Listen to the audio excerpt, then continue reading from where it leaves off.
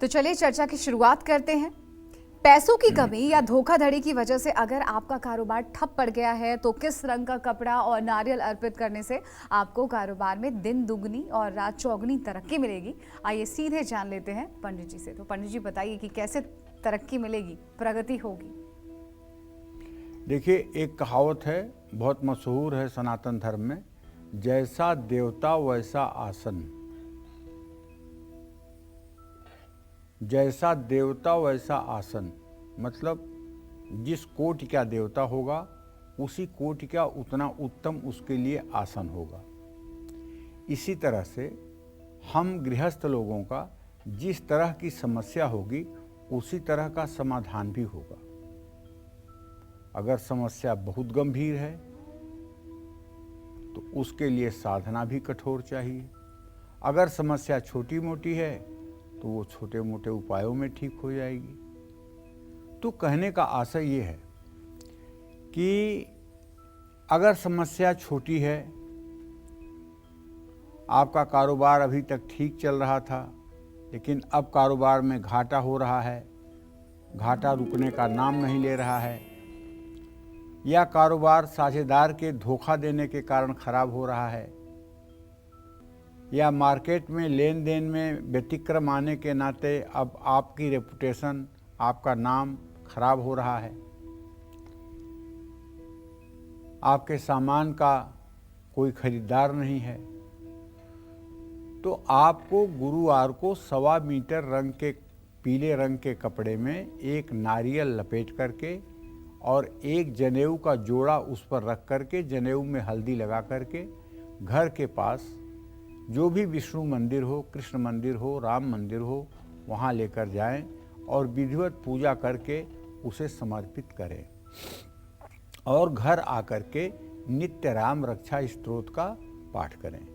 नित्य राम रक्षा स्तोत्र का सुबह शाम यदि आप पाठ करने लगेंगे और यह उपाय 125 दिनों तक यदि आप अनवरत जारी रखेंगे तो आपके व्यवसाय में आई उठापटक दूर होगी, आपके परिवार में सहजता और सरलता रहेगी, परिवार की कटुता भी समाप्त होगी और परिवार के लोगों का संगठन आपके बिगड़े काम भी बना देगा।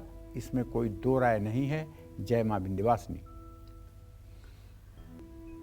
तो चलिए एक बार फिर से चर्चा को आगे बढ़ाते हैं। पैसों की वजह से अगर आपके हर काम अटक रहे हैं, किस्मत आपका साथ नहीं दे रही है और दुर्भाग्य पीछा नहीं छोड़ती, तो नारियल और कपड़े से जुड़ा कौन सा उपाय करने से मिलेगी आपको मां लक्ष्मी की कृपा और दूर होगी पैसों से जुड़ी तमाम परेशानियां? सीधे जानते हैं पंडित जी से। तो पंडित जी बताइए, नारियल और कपड़े से जुड़े कौन सा उपाय करें कि मां लक्ष्मी की विशेष कृपा भी मिले और कोई भी काम अटके नहीं, रुके नहीं?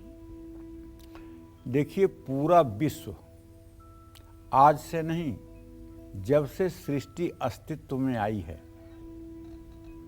तब से पूरा विश्व सोने के पीछे भाग रहा है। सोना माने गोल्ड, स्वर्ण, उसी के पीछे भाग रहा है। किसी देश की आर्थिक स्थिति को देख लीजिए, किसी देश की उन्नति को देख लीजिए, तो सब पूरा विश्व सोने के पीछे पागल हुआ है।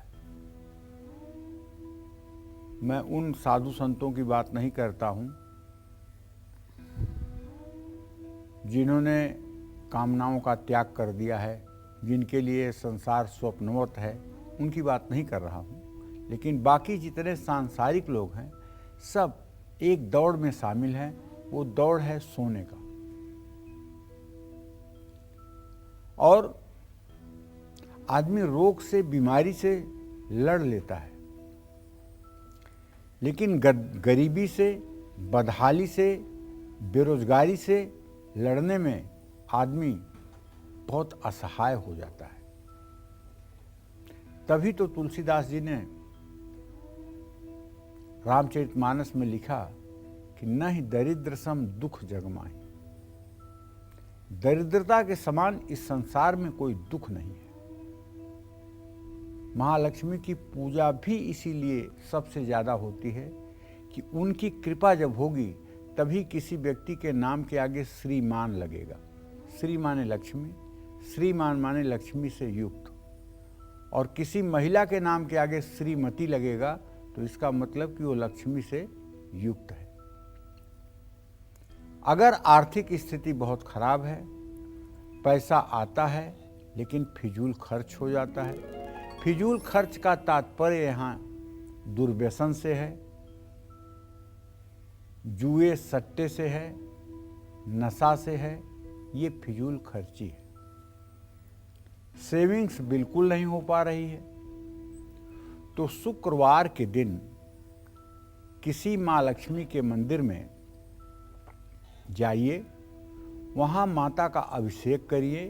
दक्षिणावर्ती शंख से जल, दूध, शहद, दही, घी से अभिषेक करके, शुद्ध जल से मूर्ति का अभिषेक करके, गंधाक्षत, पुष्प, धूप, दीप, नैवेद्य से विधिवत पूजन करके, माता को भोग प्रसाद निवेदित करके, 1.25 मीटर गुलाबी रंग के एक कपड़े में नारियल लपेट करके, गुलाब के फूलों की माला समर्पित करके, चमेली का फूल की एक माला नारियल पर लपेट करके, एक चांदी की कटोरी में दही रख करके माँ लक्ष्मी को आप समर्पित करें। इससे निस्संदेह आपकी मनोकामना पूरी होगी। कपूर और देसी घी से माँ लक्ष्मी की आरती करें।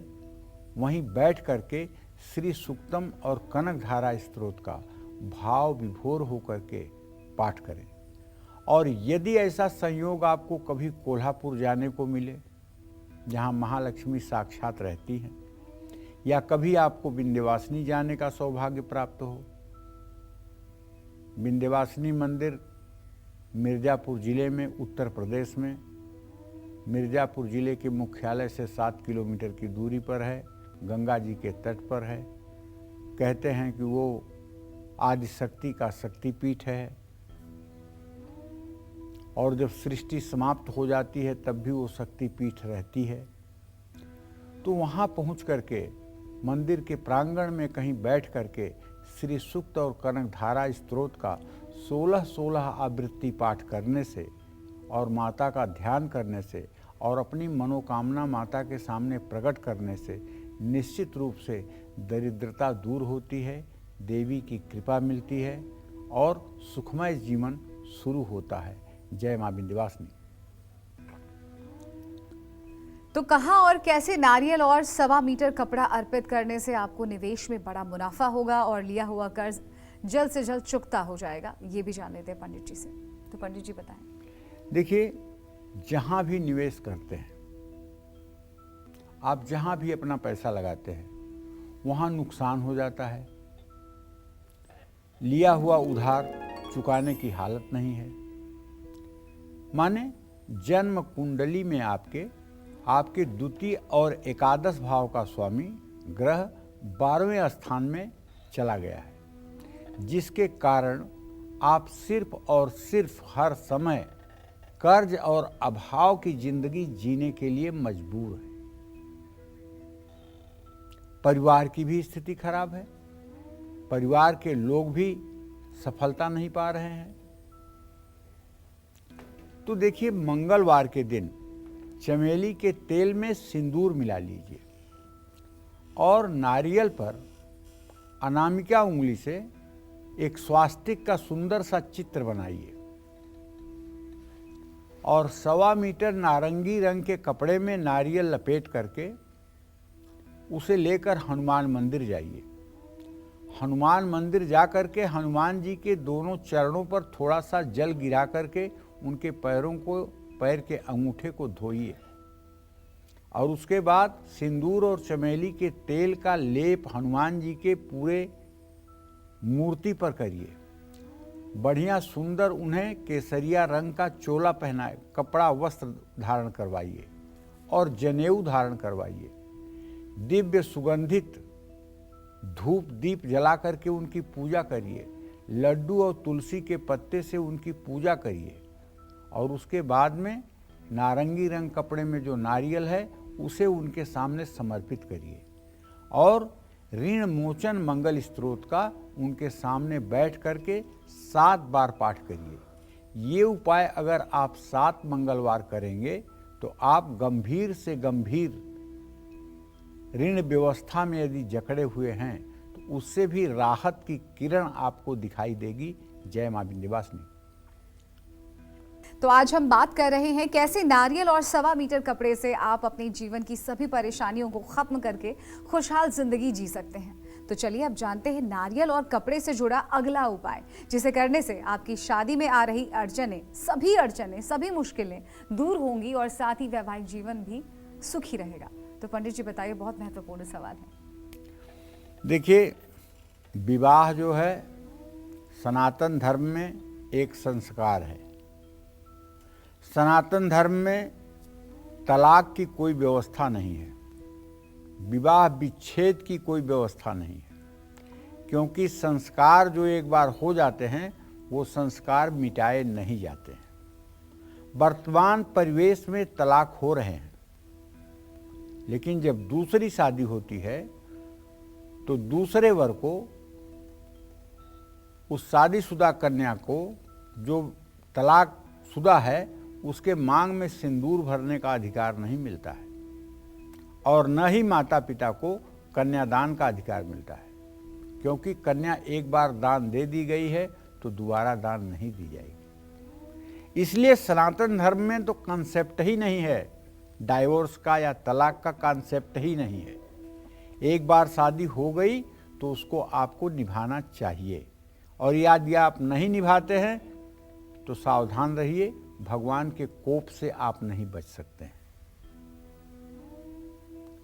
शादी कुछ लोगों की ऐसी होती है कि शुक्र ग्रह अस्त होता है, विवाह भाव में ढेर सारे पापक ग्रह होते हैं, विवाह भावेश पर पापक ग्रहों की दृष्टि होती है तो विवाह नहीं होता है।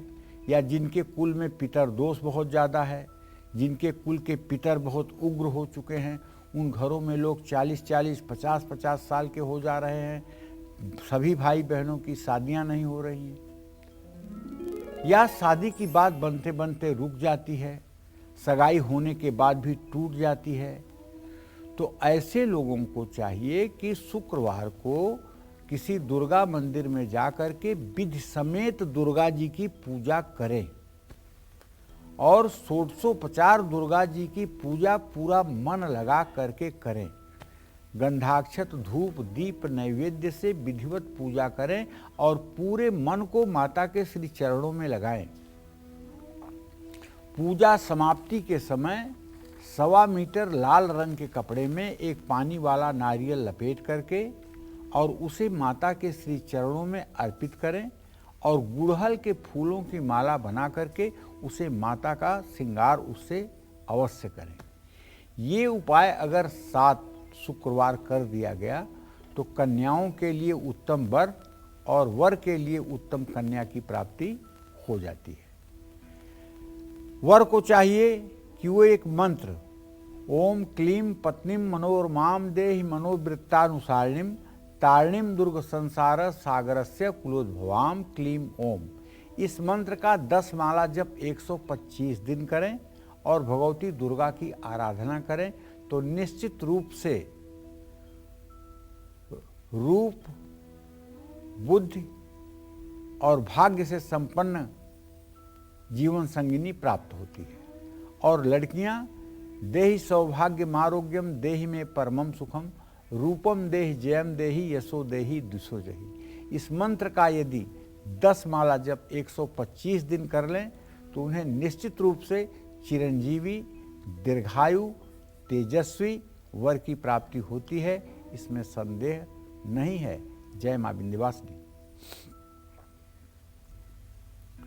तो कहाँ और किस विधि से 1.25 मीटर कपड़ा और नारियल चढ़ाने से आपके मुश्किल से भी मुश्किल काम बन जाएंगे, वो बताएंगे हमें पंडित जी।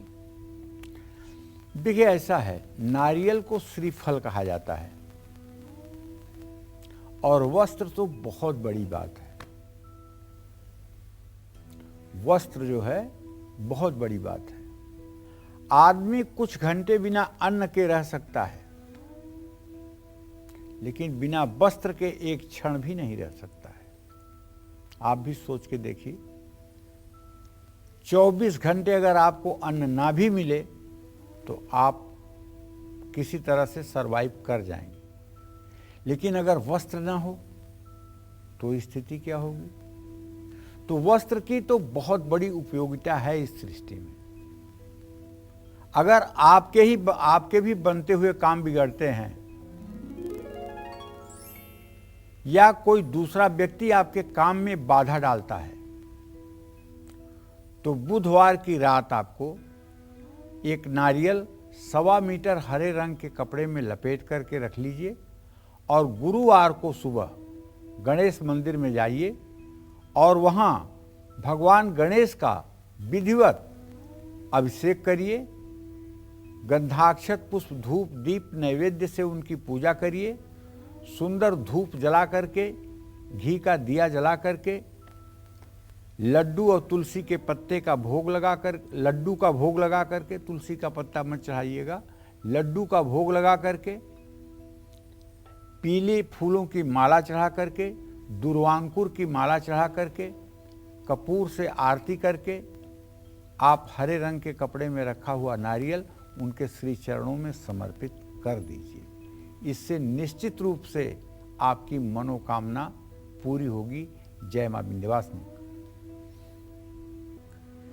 तो अगर आपको शनि की महादशा, साढ़े साती और ढैया में मिल रहे कष्टों से मुक्ति पानी है तो आपको शनिदेव को किस रंग का कपड़ा और नारियल अर्पित करना चाहिए, ये बताएंगे आपको पंडित जी। तो पंडित जी बताइए कैसे शनि के प्रकोप से भी बचे और हमें विशेष लाभ भी मिले।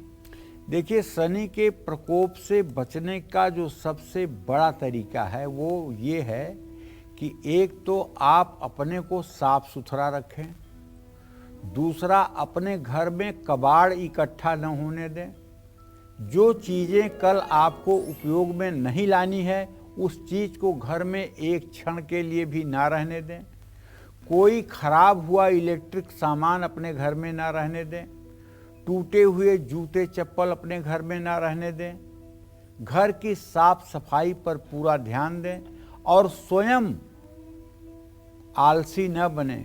सप्ताह में कम से कम एक दिन साबुन लगा करके बहुत अच्छे से नहाएं। अगर रोज साबुन लगा सकते हैं तो अच्छी बात है।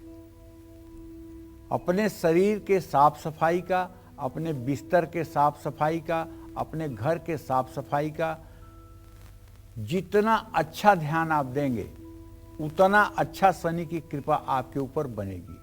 शनि की दशा में कुछ लोग दाढ़ी रख लेते हैं, कुछ लोग बाल बढ़ा लेते हैं, तो ये शनि महाराज की संपूर्ण कुटिल दृष्टि ऐसे लोगों के ऊपर पड़ जाती है और जब चारों खाने चित्त हो जाते हैं तो भाग्य का रोना रोते हैं। जब भी शनि की महादशा हो, ढैया हो, साढ़े साती हो, जैसे इस समय मकर, कुंभ और मीन राशि पर शनि की साढ़े साती है, कर्क और वृश्चिक राशि पर ढैया है और महादशा तो हर राशियों पर भी चल सकती है। तो कहने का मतलब यदि ऐसा कुछ है तो न तो दाढ़ी बहुत बढ़ाना चाहिए, न तो बाल बहुत बढ़ाना चाहिए और न बहुत ज़्यादा काले रंग के कपड़े पहनना चाहिए। तो नीलांजन समाभासम रविपुत्रम यमाग्रजम छाया मारतंड संभूतम तम नमामि शनिश्चरम। इस मंत्र का पीपल के पेड़ के नीचे बैठ करके 10 माला जप भी करना चाहिए।